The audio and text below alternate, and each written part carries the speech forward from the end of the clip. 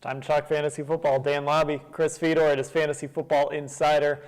Chris has all your fantasy football answers for you. Of course, you can tweet at him at Chris Fedor all throughout the week. But right now, if you're watching the show, scroll down in the comments, sign into your cleveland.com account, and ask any fantasy questions that you might have about your lineups as we get ready for Thursday night football and a full weekend of football after that. And Chris, let's start with the folks who own Percy Harvin. They lost him last week because he was traded after the Thursday night game, but before the Sunday games, and now he's with the Jets. Yeah. Is that good or bad for Percy Harvin? All right, we're going to lay this out there, and then we're going to try and decide if it is good or bad. Okay.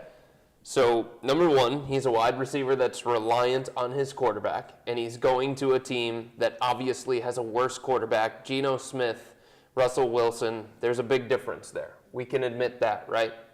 At the same time, he's staying in an offense that is going to be run-based. Seattle was a team that wanted to run the ball. New York is a team that wants to run the ball. So there's no big change right there in terms of that. At the same time, Percy Harvin is going to a team that is probably going to use him a little bit more, use him better than how he was being used in Seattle. Dan, you and I talked about it. It was the final drive of the game against the Dallas Cowboys. First down, Percy Harvin, not on the field. Second down, Percy Harvin, not on the field. Third down, not on the field. Fourth down, he finally got out there. So I think when you're a team like New York, desperate for a weapon offensively, and you just traded for one of the biggest weapons in the NFL right now, you're going to find a way to use him. And I think what's going to happen with Percy Harvin, his usage is going to be up, his opportunities are going to be up, but I don't know if his conversion rate is going to be there because, again, it's Geno Smith trying to throw him the ball as opposed to Russell Wilson. So I think overall, the people that were frustrated with Percy Harvin not getting opportunities in Seattle are going to be more excited about the opportunities that the Jets are going to give him because the Jets have to use him. Seattle didn't have to use him. And the Jets have to figure out what they have in him because they're going to have to make a decision on him at some point in the near future. They're going to have to decide, is Percy Harvin a part of the Jets' future, or is he a guy that they're going to just let go and take his reported troubles elsewhere? But the thing that you can also say about Percy Harvin, Dan, you can hand the ball off to him, you can throw it to him deep, you can throw it to him in bubble screens. I think the Jets, in need of so much help offensively, are going to try and get the ball in his hands as much as possible. I don't know that that's going to equal 80 to 100 yards. I don't know if the touchdowns are going to be there. I just know that the opportunities, I think, are going to be there. And sometimes when you talk about fantasy football, a lot of it's about opportunity. Yeah. All right. Turning back the clock a little bit. Do you remember a time in fantasy football when Maurice Jones-Drew, Darren McFadden, when these were guys that you would take in the first round of a fantasy draft? Well, this week, those two guys are going to be in Cleveland playing against a run defense that just gave up huge yardage to Denard Robinson. Right. Are you going after one of those guys if you're a fantasy owner? Yes, absolutely. Like, there's a rule in fantasy football. You want a defense that's playing against the Jacksonville Jaguars so you can exploit Blake Bortles and Jacksonville's terrible offense. Well, there's a new rule in fantasy football. If you have a running back, any running back playing against the Cleveland Browns, you want that particular guy in the lineup. Not to mention, Dan, Darren McFadden has played well since they made the change at head coach in Oakland. You talk about his last couple of games, one of them against San Diego, another one against Arizona. Arizona is one of the stingiest run defenses around. He didn't have the great game, 14 carries, 48 yards, but he had a touchdown. And then you look at the game before that, 14 carries, 80 yards. So if Darren McFadden is going to get 14 to 18 carries, something along those lines, Dan, that's a huge ton of value that not a lot of people have come to expect from a guy like Darren McFadden. Now, he's probably not out there in terms of waivers. I'm guessing that he's probably on a team, unless you're in a 10-team league. In a 10-team league, he might be out there. If you're in a 12-team, 14-team, 16-team league, then you would probably have to trade for him. But this is a team that wants to run the ball, take some pressure off their rookie quarterback, and it looks like Darren McFadden is the guy who has taken over the featured running back duty from Maurice Jones-Drew. So if you had to ask me to pick one, I'll take Run DMC. He's been better in the last 2 weeks. Denard Robinson. Mm-hmm. Wow. That was quite a game. But who saw that coming? That being said, he's still Denard Robinson. It came against the Browns. Yep. So is Denard Robinson for real? I don't think he's for real because I don't think Jacksonville's for real. Okay. And Denard Robinson, as he gets more and more opportunities, defenses are going to start loading up to try and slow him down because it is a rookie quarterback.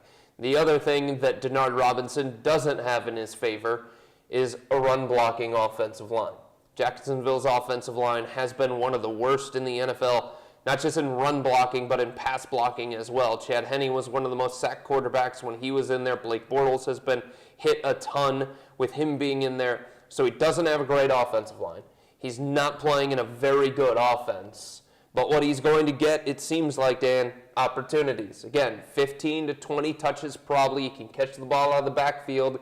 He's a home run hitter. So he's the kind of guy who can pick up a lot of yards without a lot of opportunities, and he is going to get opportunities. He's a guy who can break things open.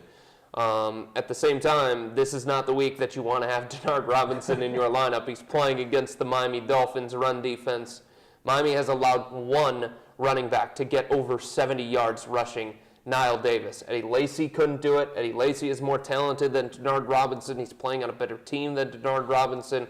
A lot of teams, a lot of players, Matt Forte is another one, have struggled trying to go against that Miami run defense, which has been very, very good at the beginning of the year. But that being said, with Jacksonville, Toby Gerhart can't stay healthy. Storm Johnson is the other guy running the football there. Mm-hmm. So a lot of opportunities for Denard Robinson. Yep. Down the road, maybe, if owners want to stash him. Yeah, stash him, for sure. Obviously, he was one of those guys on the waiver wire that a lot of people ran to the wire to go and get, and rightfully so.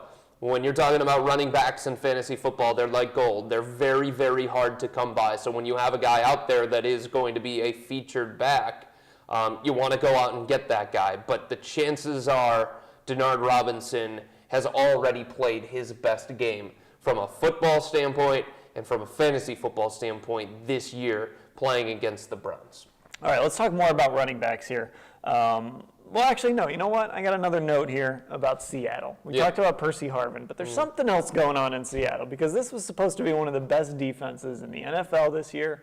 They were a go-to defense. If you had Seattle, you were going to play them every week. You weren't going to drop them if they had a bye. That's right. Not so much anymore. Yeah, you're absolutely right. And I think this is a new trend, and there are two lessons to be learned here, Dan. I think number one is don't be a guy in a fantasy football draft that takes a defense before round 13, 14, or 15. Because a lot of people used an 8th round pick, maybe a 9th round pick on a defense like the Seahawks saying, whoa, they've got Richard Sherman, they've got Earl Thomas, they can get after the quarterback, they can create turnovers. I can just put Seattle in my lineup and not have to worry about them until their bye week comes around.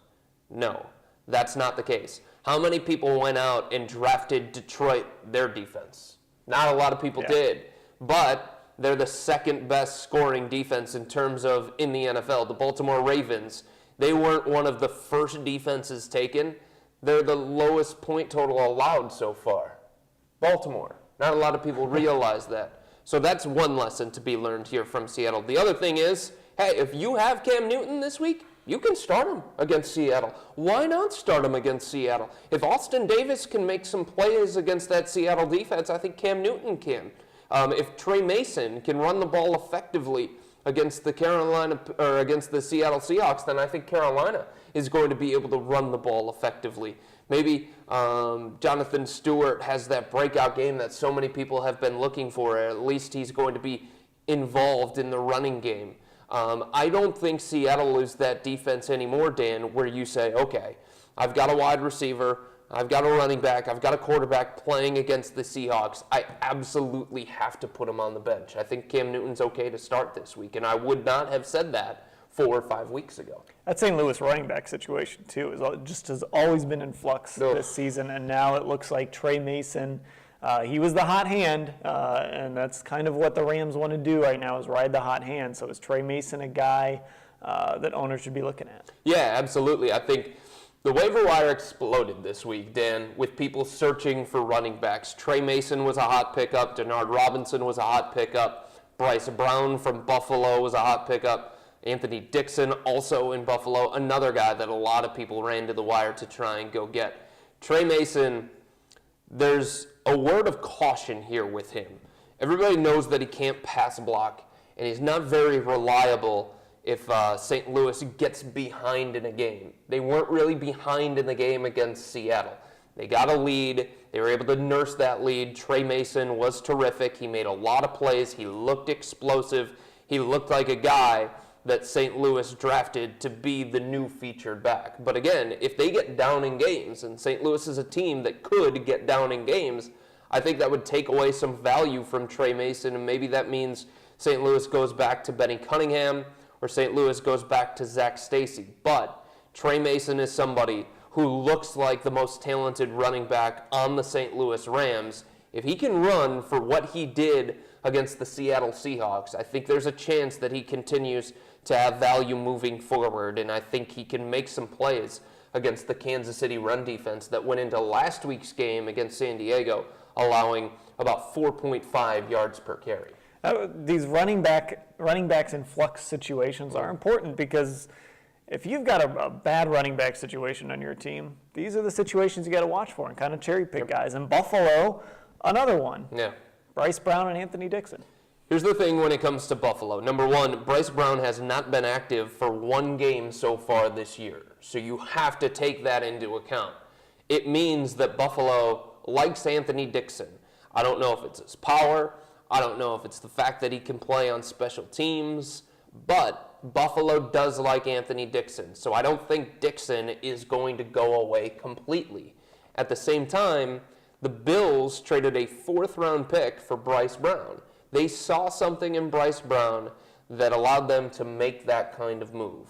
And this is the kind of opportunity that he's been waiting for, and maybe even Buffalo has been waiting for.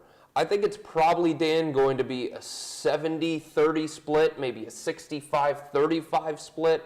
But again, sometimes it's about talent. And to me, Bryce Brown is more talented than Anthony Dixon. Maybe Buffalo, in the short term, is more comfortable with Dixon, and that means he's not going to lose his role completely. But I think as the season goes on and the weeks go on and Fred Jackson continues to try and recover from his groin injury, I think it won't be long before Bryce Brown takes that job away from Anthony Dixon, because everybody saw what Bryce Brown is capable of. When he took over in Philadelphia's offense didn't really miss a beat until he started fumbling the ball away. That is an issue with Bryce Brown, but the talent is there. The talent has always been there, and Buffalo has made an investment in this particular guy. So I don't think they're just going to keep him on the sidelines. A guy that a lot of fantasy owners liked before the season. They really liked him at the beginning of the year. It looked like his team was going to win a bunch of 45, 35 games. Matt Ryan, things have changed dramatically for the Atlanta Falcons. It's not even his fault. That's the thing that stinks sometimes about fantasy football. Sometimes you have a quarterback, and that quarterback is reliant on the offensive line, or that quarterback is reliant on the wide receiver. Or sometimes you have a great wide receiver in fantasy football, Dan, and that wide receiver is reliant on the quarterback. When it comes to Matt Ryan, it's not his fault. They've had to use a tight end as a tackle at times this year on their offensive line. They can't protect Matt Ryan long enough for him to get the ball in the hands of Julio Jones, Roddy White, and some of these other great weapons that he has at his disposal. And now this week, he's going to London, and now he's going to play the Detroit Lions. And Ndamukong Suh is going to be wearing him like a Snuggie. Nick Fairley is going to kill him. So that's the problem with Matt Ryan. In the right matchup, when his offensive line can block the opposing defense, Matt Ryan can still make big-time plays. The other thing about Matt Ryan, he is so much better at home than he is on the road. He's got more interceptions than touchdowns on the road this year. So you want to take advantage of Matt Ryan in the right matchup. But his offensive line is not good enough right now to allow him the time necessary to make some plays in the passing game. Snuggies are comfortable, though. They really are. Maybe not an Ndamukong Suh Snuggie, though. No, I don't think you want to be wearing that one. Real quick, starts and sits.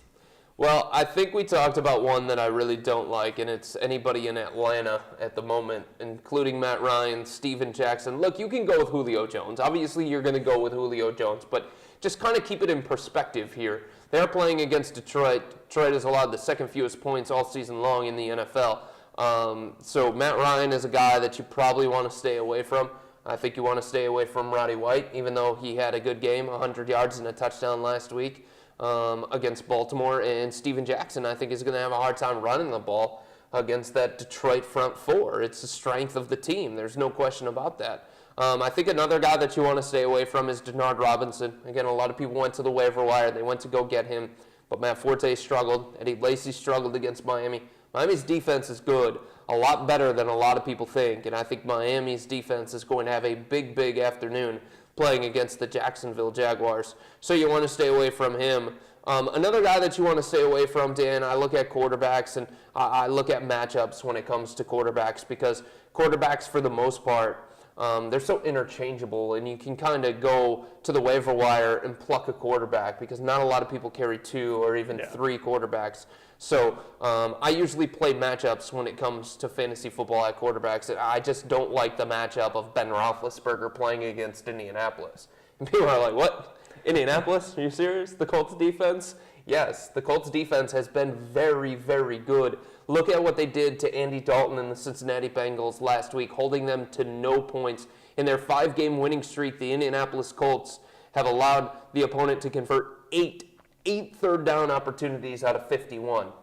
So Ben Roethlisberger playing against Indianapolis, I just think that's a really, really tough matchup, and one that you probably want to stay away from. And then at wide receiver, Dan, I think it's a very tough matchup tonight for Keenan Allen playing against Denver. Denver has improved their secondary. Aqib Talib is back there. Bradley Roby's back there. Chris Harris is back from his injury. Not to mention, Denver is a team that can put pressure on the quarterback too and limit the passing game in that way. So that's a really tough matchup. And then I think Torrey Smith playing against Cincinnati is another tough matchup, because Cincinnati, it's easier to run the ball against the Bengals right now than it is to throw against them. And Cincinnati's secondary, I still think, is a strength, even though they've been burnt the last couple of weeks, giving up 64 points total on defense. All right, Fantasy Insider, you can join us every week at 12:30 to get your questions answered here on cleveland.com. For Chris Fedor, I'm Dan Labbe.